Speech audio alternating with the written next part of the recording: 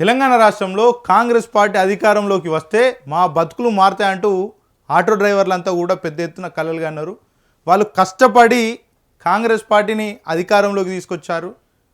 తెలంగాణ రాష్ట్రంలో కాంగ్రెస్ పార్టీ ప్రతిపక్షంలో ఉన్నప్పుడు ఆ పార్టీ రాష్ట్ర అధ్యక్షుడు రేవంత్ రెడ్డి ఆటో డ్రైవర్లకు వద్దకు వెళ్ళి మరి వాళ్ళ ఆటో నడుపుతూ వాళ్ళ సమస్యలు తెలుసుకుంటూ మన ప్రభుత్వం అధికారంలోకి వచ్చినాక ఖచ్చితంగా మీ అందరికీ న్యాయం చేస్తామని చెప్పారు. ఏడాదికి 12,000 ఆర్థిక సాయం అందిస్తామన్నారు. అదేవిధంగా ఆటో డ్రైవర్ల సంక్షేమ బోర్డు ఏర్పాటు చేస్తామని చెప్పారు. కానీ ఎక్కడ కూడా ఆటో డ్రైవర్లను ఆదుకున్నటువంటి దాఖలాలు ఎక్కడ కూడా ఈ 30 నెలల కాలంలో కానరానటువంటి పరిస్థితి కనబడతా ఉంది. ఆటో డ్రైవర్లంతా మరి ఈ 30 నెలల కాలంగా పలు దఫాలుగా మరి వాళ్ళంతా రోడ్ల మీదకి ఎక్కి నిరసన తెలిపారు. ఒక ఆటో డ్రైవర్ అయితే ప్రజాభవన్ వద్దకు వెళ్ళి అక్కడ తన ఆటోకు నిప్పు పెట్టి నిరసన తెలిపాడు. కానీ ఇప్పటి వరకు రాష్ట్ర ప్రభుత్వం ఎక్కడ కూడా చలించలేదు. ఆటో డ్రైవర్లు అంతా కూడా రోడ్ల మీద పడిపోతూ ఉన్నారు. వాళ్ళ బతుకులన్నీ ఆగమైపోతూ ఉన్నాయి. అప్పుల భారం ఎక్కువైపోతూ ఉంది. ఆటో డ్రైవర్లు ఇప్పటికే కొంతమంది ఆత్మహత్యలు చేసుకున్నారు. వాళ్ళ కుటుంబ పోషణ కరువైపోతూ ఉంది. ఒకవైపు మహాలక్ష్మి పథకంతో చాలా ఇబ్బందులు పడుతూ ఉంటే మరోవైపు ఈ ఆర్టీఏ అధికారుల వేధింపులు చాలా వరకు ఎక్కువైపోతూ ఉన్నాయి, మితిమీరిపోతూ ఉన్నాయి అంటూ కూడా ఆటో డ్రైవర్లు పెద్ద ఎత్తున గగ్గోలు పెట్టుకుంటూ ఉన్నారు. చాలా సందర్భాల్లో ఆర్టీఏ ఆఫీసుల ముందట కావచ్చు, అదేవిధంగా రోడ్ల మీద కావచ్చు, ప్రభుత్వ కార్యాలయాల ముందు కావచ్చు ఆటో డ్రైవర్లు నిరసన తెలిపినా కూడా ప్రభుత్వం ఏమాత్రం తగ్గకుండా వాళ్ళ సైడ్ కూడా చూడకుండా మరి వాళ్ళ నిర్లక్ష్యం చేస్తూ ఉంది. చాలామంది ఆటో డ్రైవర్లు ఇప్పటికే రోడ్ల పాలైపోయారు. కొంతమంది ఆటో డ్రైవర్లు అప్పుల పాలై ఆత్మహత్యలు చేసుకున్నారు. ఇంత జరుగుతూ ఉన్నా కూడా ప్రభుత్వం సినిమా షో చూస్తున్నట్టు చూస్తూ ఉంది తప్ప కూడా ఎక్కడ కూడా ఆటో డ్రైవర్లకు న్యాయం చేయట్లేదు అనేది కూడా వాస్తవ్యంగా మనం చెప్పుకోవచ్చు. ఇక తెలంగాణ రాష్ట్రంలో నిన్నటి రోజున చాలా ప్రాంతాల్లో ఆటో డ్రైవర్లు అంతా కూడా రోడ్ల మీదకి ఎక్కారు. మరి ప్రభుత్వం అధికారంలోకి వచ్చాక ఆర్థిక సహాయం అనే అంశం కావచ్చు, అదేవిధంగా సంక్షేమ బోర్డు కావచ్చు 30 నెలలు అవుతున్నా కూడా ఇప్పటికి కూడా వాటి గురించి కూడా ఎక్కడ ప్రస్తావించట్లేదంటూ కూడా మరి వాళ్ళంతా కూడా కన్నెరేస్తున్నటువంటి పరిస్థితిని మనం చూసినాం. ఇక వేములవాడలో కొంతమంది ఆటో డ్రైవర్లు రోడ్ల మీదకి ఎక్కి మరి ధర్నా చేశారు. దానికి సంబంధించినటువంటి పూర్తి వివరాలు చూసే ప్రయత్నం చేద్దాం. పుస్తలు అమ్మి అప్పులు కడుతున్నామంటూ కూడా ఆటో డ్రైవర్ అంటూ ఉన్నారు. మహాలక్ష్మి పథకంతో ఆటో కార్మికులు విధిన పడ్డారు. ఎలక్ట్రిక్ ఆటోలు తీసుకొస్తే నిరసన తప్పదు. కాంగ్రెస్ జిల్లా ఉపాధ్యక్షుడు వేములవాడ ఆటో యూనియన్ నాయకుడు శ్రీనివాస్ గౌడ్ అంటూ కూడా చూడొచ్చు. ఇక తెలంగాణ రాష్ట్రంలో ఆటో డ్రైవర్లు ఎవరైతే ఆటో డ్రైవర్లు ఉంటారో ఈ ఆటో డ్రైవర్లు ఒకవైపు ఫైనాన్షియర్ల వేధింపులు, మరోవైపు ఆర్టీఏ అధికారుల వేధింపులు, మరోవైపు ఈ మహాలక్ష్మి ఫ్రీ బస్ పథకం ఏదైతుందో దాంతో, మరోవైపు కుటుంబ పోషణ, మరోవైపు ప్రభుత్వం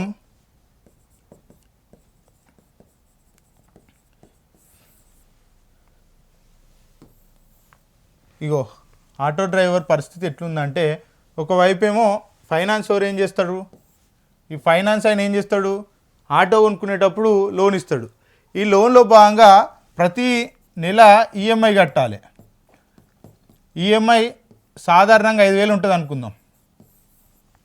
వీళ్ళు గతంలో ఎట్లుంటుండే అంటే వీళ్ళు రోజుకు 500 రూపాయల నుంచి ఒక 1000 రూపాయలు సంపాదించేది. అప్పుడు ఇది కాంగ్రెస్ పార్టీ అధికారంలోకి రాకముందు, ఈ మహాలక్ష్మి పథకం లేకముందు. ఇక్కడ మళ్ళీ మహాలక్ష్మి పథకాన్ని ఎక్కడ కూడా మేము తప్పు పట్టట్లేదు. మహాలక్ష్మి పథకం అనేది మహిళలకు ఒక వరమే కావచ్చు, కాకపోతే ఆ పథకం వల్ల మరొకరికి ఇబ్బంది కలుగుతూ ఉంది అనేది విషయం కూడా మేము గుర్తు చేస్తూ ఉన్నాం. ఎందుకంటే ఈ 500 నుంచి 1000 రూపాయలు సంపాదించేటువంటి ఒక ఆటో డ్రైవరు అన్ని ఖర్చులు అయినా కూడా రోజుకొక సుమారు ఎంత ఒక 200 నుంచి 500 రూపాయలు రోజు ఈయనకు మిగులుతాయి. అంటే 500 నుంచి 1000 రూపాయలు గిరాకీ అవుతుండే. అప్పుడు ఎందుకు అవుతూ ఉండే అంటే అప్పుడు ఇంత ఫ్రీ బస్సు లేకపోవడం కావచ్చు, మరోపక్క వాళ్ళకు కూడా డీజిల్ పెట్రోల్ రేట్లు కూడా చాలా పెద్ద ఎత్తున ఇప్పుడు పెరిగినాయి. అప్పుడు కొద్దిగా తక్కువ ఉంటుండే.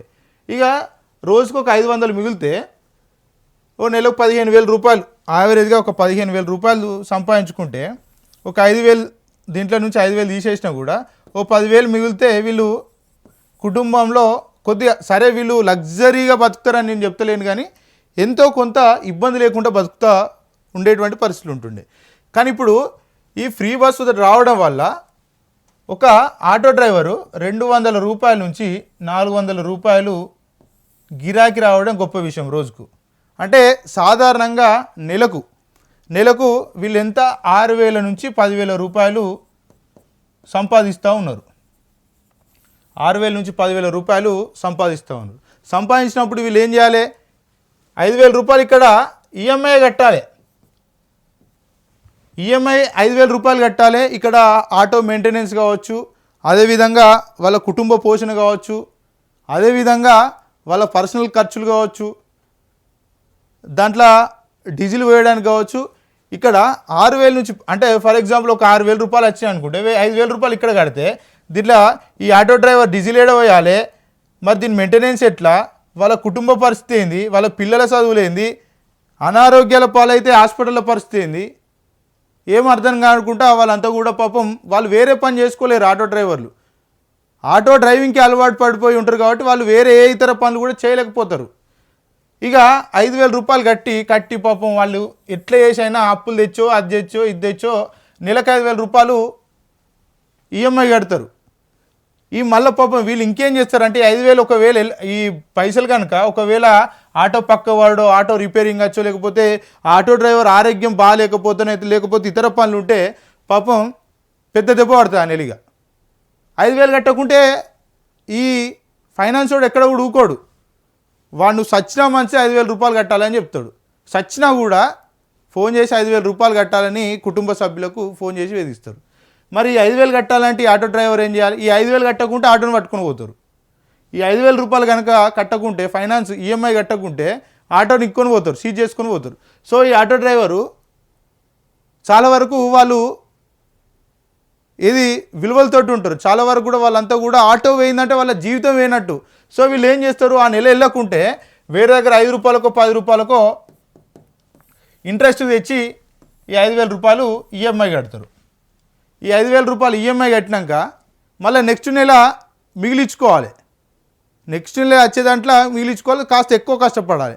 ఎక్కువ కష్టపడదామన్నా ఎక్కువ కిరాయిలు కొడదామన్నా కూడా అక్కడ గిరాకీ లేదు. ఎందుకు గిరాకీ లేదు? ఈ మహిళలంతా కూడా ఈరోజు ఏం చేస్తూ ఉన్నారు? ఈ ఫ్రీ బస్ అని మొత్తం కూడా ఫ్రీ బస్సులు ఎక్కుతూ ఉన్నారు. ఎవ్వరు కూడా ఆటోల వద్దకు వెళ్ళట్లేదు. చాలా తక్కువ, రేర్. ఆటోలో టైట్ ఉంటుంది, ఆటోలో అది బస్సులో టైట్ ఉంటుంది, బస్సు ఎక్కలేకపోతూ ఉన్నాం, బస్సు ఎక్కాలంటే ఇబ్బంది అవుతుంది అనుకున్న వాళ్ళు మాత్రమే ఆటోలను సంప్రదిస్తూ ఉన్నారు. మిగతా వాళ్ళంతా కూడా ఏ ఇబ్బంది అయినా వచ్చే 10 నిమిషాలు కష్టపడితే ఫ్రీగా పోవచ్చు కదా అని చాలామంది కూడా బస్సులు ఎక్కుతూ ఉన్నారు. సో ఇక్కడ మొదటికే దెబ్బకొచ్చింది. వీళ్ళ గిరాకే లేదు, వీళ్ళ జీవనోపాధికే దెబ్బకొచ్చింది. వీళ్ళు ఈఎంఐ ఎక్కడి నుంచి కడతారు? ఇక ఈ 5,000 రూపాయలు ఈఎంఐ వాళ్ళ ఇంట్లో ఇక్కడ కుటుంబాలు ఉంటాయి. కుటుంబాలకు ఫుడ్ కావచ్చు, పిల్లల చదువులు కావచ్చు, అదేవిధంగా చూసుకుంటే వాళ్ళ హాస్పిటల్కి పోతే పైసలకు సంబంధించి కావచ్చు, ఇతర ఖర్చులు కూడా ఉంటాయి ఈ కుటుంబం సంబంధించి. ఇక అదేవిధంగా రోడ్డు మీదకి ఎక్కితే ఈ ఆర్టీఏ అధికారులు ఉంటారు, ఫోటోలు కొడుతూనే ఉంటారు. ఇక ఫోటోలు కొట్టేదేమో పోలీసులు. ఈ ఆర్టీఏ అధికారులు ఎక్కడ పడితే అక్కడ నిల్చుంటారు, ఆటో పక్క పెట్టంటారు. అలా గిరాకు ఉంటే ఆ గిరాకు ఉన్న వాళ్ళ ముందనే ఇష్టానుసారంగా తిడతారు. మళ్ళా మరోవైపు వాళ్ళకి సంబంధించినటువంటి ఏదైతే ట్యాక్స్లు ఉంటాయో లేకపోతే లైసెన్స్లకు సంబంధించినటువంటి అంశంలో ఇప్పుడు చాలా పెద్ద ఎత్తున వసూలు చేస్తున్నారంటూ కూడా తెలుస్తూ ఉంది. మరోవైపు ఈ ఆర్టీఏ కార్యాలయాలు ఎక్కడైనా కూడా దళారీ దోపిడీ జరుగుతూ ఉంది, మధ్యవర్తుల పెత్తనం జరుగుతూ ఉంది. వాళ్ళ కమిషన్ ఇస్తేనే ఈ ఆటో డ్రైవర్లకు సంబంధించినటువంటి ఫైలు మూవ్ అయ్యేటువంటి అవకాశం ఉంటాయి. సో ఆర్టీఏ కార్యాలయాల్లో ఆటో డ్రైవర్ల మీద దోపిడీ జరుగుతూ ఉంది, రోడ్ల మీద కూడా దోపిడీ జరుగుతూ ఉంది. మరోవైపు పోలీస్ అధికారులు 2 నిమిషాల కస్టమర్ ఆపు అంటాడు, కస్టమర్ ఇక్కడ ఆపు దిగుతా అంటాడు. పాప ఆయన ఇట్లా బ్రేక్ నొక్కుతాడు, వెనక నుంచి ఆ ట్రాఫిక్ కానిస్టేబుల్ లేకపోతే పోలీసులు ఎవరెవరు వచ్చి ఫోటో కొడతారు. ఇక పాప ఆయన పొద్దుంతా కష్టపడ్డది ఆ చలాన్లు కట్టడానికే సరిపోతుంది. ఇక అదేవిధంగా ప్రభుత్వం ఏం చేసింది, మేము అధికారంలోకి వచ్చినాకనే ఆటో డ్రైవర్లకు సంవత్సరానికి ఎంత ఇస్తామన్నారు, 12,000 రూపాయలు ఇస్తామని చెప్పారు. అంటే 12,000 రూపాయలు ఇవేవో వాళ్ళకు దీంతో మేడలో మిద్దలో కట్టుకున్నాడు కాదు, కేవలం వాళ్ళకు 12,000 రూపాయలు ఎంతో కొంత చేత ఆర్థిక సాయం అని చెప్పుకోవచ్చు. 12,000 రూపాయలు ఎంతో కొంత, సరే వాళ్ళ ఒక 2 నెలలు ఈఎంఐ వెళ్ళిపోతుంది కావచ్చు, అంతే తప్ప దాంతో వాళ్ళు మొత్తం కూడా గడుపుతారు, దాంతో బతుకుతారు అంటే కూడా కాదు. కేవలం 12,000 రూపాయలు ఇస్తామని చెప్పారు. ఈ 12,000 రూపాయల పత్తా లేదు, జాడ లేదు, ఏది లేదు ఇప్పటికీ. అదేవిధంగా ఆటో డ్రైవర్లు ఆ రోజు ఉన్నటువంటి ప్రధాన ప్రతిపక్షం కాంగ్రెస్ పార్టీ ముందు మీకు ఏం సమస్యలు ఉన్నాయంటే, మా ఆటో డ్రైవర్లకు ఒక బోర్డు కావాలి, ఆటో డ్రైవర్లకు సంబంధించినటువంటి ఒక బోర్డు కావాలి, ఆ బోర్డు ఉంటే మా బతుకులు బాగుపడతాయి, మాదికి కూడా అందరు చూస్తారు, ప్రభుత్వాలు కూడా మా పక్షాన్ని ఆలోచిస్తాయి అని వాళ్ళంతా కూడా ఆటో డ్రైవర్లకు సంబంధించినటువంటి ఒక బోర్డు కావాలని అడిగితే అప్పుడు ఉన్నటువంటి కాంగ్రెస్ పార్టీ అధ్యక్షుడు రేవంత్ రెడ్డి ఆటో నడుపుతూ ఖచ్చితంగా మేము వచ్చిన వెంటనే మీకు ఖచ్చితంగా ఈ ఆటో డ్రైవర్లకు సంబంధించినటువంటి అదేదో ఏర్పాటు చేస్తామని చెప్పారు. కానీ ఇప్పటి వరకు కూడా 30 నెలలు అయిపోయింది, ఇటు ఏది ఆర్థిక సహాయం అందలేదు, మరోపక్క ఈ ఏదైతే ఆటో డ్రైవర్లకు సంబంధించినటువంటి బోర్డు ఏర్పాటు చేయలేదు, సంక్షేమ బోర్డు ఏర్పాటు చేయలేదు. ఇట్లా అనేక అవస్థలు పడుతూ ఉన్నారు ఆటో డ్రైవర్లు. ఇప్పటికే వందల సంఖ్యలో ఆటో డ్రైవర్లు ఆత్మహత్యలు చేసుకున్నారు. ఇన్ని సమస్యలు ఉన్నాయి ఆటో డ్రైవర్లకి. అలా పొద్దున లేస్తే ఇన్ని సమస్యలతోటి వాళ్ళంతా కూడా అతలాకుతలం అవుతూ ఉన్నారు. ఇన్ని సమస్యలు ఇవన్నీ కూడా ప్రభుత్వం దగ్గర ఇవన్నీ కూడా సమస్యలు ఉన్నాయి. ఎందుకంటే 30 నెలల కాలంలో అనేక సందర్భాల్లో ప్రభుత్వ పెద్దలకు రిప్రజెంటేషన్లు ఇచ్చారు. మంత్రి పొన్నం ప్రభాకర్ కూడా ఖచ్చితంగా మీ అందరికి కూడా న్యాయం చేస్తామని హామీ ఇచ్చారు. కానీ ఎక్కడ కూడా వీళ్ళని పట్టించుకునేటువంటి దాఖలు లేవు. కానీ అసలు సమస్య ఇంకొకటి మొదలైంది ఈ ప్రభుత్వంతో. అదేంటిదో కూడా ఇప్పుడు చెప్తాను మీకు. ఇప్పుడు ఏం చేస్తారంటే ఈ ఆర్టీసీ సంస్థ ఏదైతుందో ఇప్పటి వరకు బస్సులు నడిపింది, అదేవిధంగా కార్గో వెహికల్, ఇటు ప్యాసింజర్ వెహికల్స్, అదేవిధంగా కార్గో వెహికల్స్, ఇవి రెండు కూడా నడిపింది. వాస్తవం ఆర్టీసీ చాలా వరకు ప్రజల కోసం కష్టపడుతుంది, దాంట్లో ఎలాంటి సందేహం లేదు. కాకపోతే ఇప్పుడు ఏం చేస్తామంటున్నది ఆర్టీసీ అంటే ఆటోలు పెడతామంటున్నది. ఆర్టీసీ సంస్థ ఆటోలు నడిపిస్తాం మేము అని చెప్తా ఉన్నది. ఏది ఈవీ ఎలక్ట్రికల్ వెహికల్ ఆటోలు నడిపిస్తామని చెప్తా ఉంది. నడిపించి దాన్ని ఆర్టీసీ మేము చూస్తామని చెప్తా ఉంది. ఇప్పుడు ఆటో డ్రైవర్లు ఇప్పుడు నేను చెప్పినటువంటి సమస్యలతోటే అతలాకుతలం అయిపోతూ ఉన్నారు. ఇప్పుడు ఆర్టీసీ కనుక నిజంగా ఈ ఎలక్ట్రికల్ ఆటోలను పెట్టి నడిపిస్తే ఈ ఏదైతే ఫైనాన్స్లో కావచ్చు లేకపోతే ఆటోలు తెచ్చుకున్నటువంటి ఆటో డ్రైవర్ల పరిస్థితి ఏంది? కనీసం వాళ్ళ పక్షాన్ని ఆలోచించాలి కదా ప్రభుత్వం. ఆ నిర్ణయాలు తీసుకునే ముందు ఇటు ఆర్టీసీ సంస్థ కావచ్చు, మరోవైపు ప్రభుత్వం కావచ్చు, ఆటో డ్రైవర్లతో కూర్చొని వాళ్ళతో చర్చలు జరిపి వాళ్ళ దగ్గర సూచనలు తీసుకొని ఈ నిర్ణయాలు తీసుకోవాలి. కానీ ఈ నిర్ణయం ఏందో నాకు అర్థం కాదు. కానీ ఇప్పుడు ఈ ఆర్టీసీ వాళ్ళు ఆటోలు నడిపితే ఇక్కడ ఉన్నటువంటి ఆటో డ్రైవర్ల పరిస్థితి ఏంది? ఆటో డ్రైవర్లు ఏమైపోవాలి? ఒకవేళ ఆర్టీసీ ఈ ఆటో డ్రైవర్లు అందరినీ ఆర్టీసీలో విలీనం చేసుకొని వాళ్ళే జీతాలు ఇచ్చుకుంటా ఆటోలు నడిపిస్తే ఇంకా బాగుంటుంది కదా. ఒకవేళ డీజిల్ పెట్రోల్ ఆటోలు మాకు సరిపోవు, మేము కొట్టేయలేము దాంట్లో అనుకున్నప్పుడు మీరే సబ్సిడీలో ఎలక్ట్రికల్ వెహికల్ ఇచ్చి మీరే నడిపియండి వాళ్ళతోటి. వాళ్ళు కూడా ఏదో ఆటో డ్రైవర్లై లక్షలు కోట్లు సంపాదించట్లేదు కదా. వాళ్ళు కూడా ఈరోజు వెళ్ళడానికి మాత్రమే వాళ్ళు విధిలో పోరాటం చేస్తూ ఉంటారు, రోడ్ల మీద యుద్ధం చేస్తారని చెప్పుకోవచ్చు. ఎందుకంటే ఒక బయటికి వెళ్ళినటువంటి ఆటో డ్రైవరు మళ్ళీ తిరిగి ఇంటికి వస్తాడా అనేది చాలామంది కూడా భార్యలు వేచి చూస్తూ ఉంటారు ఇంటి దగ్గర.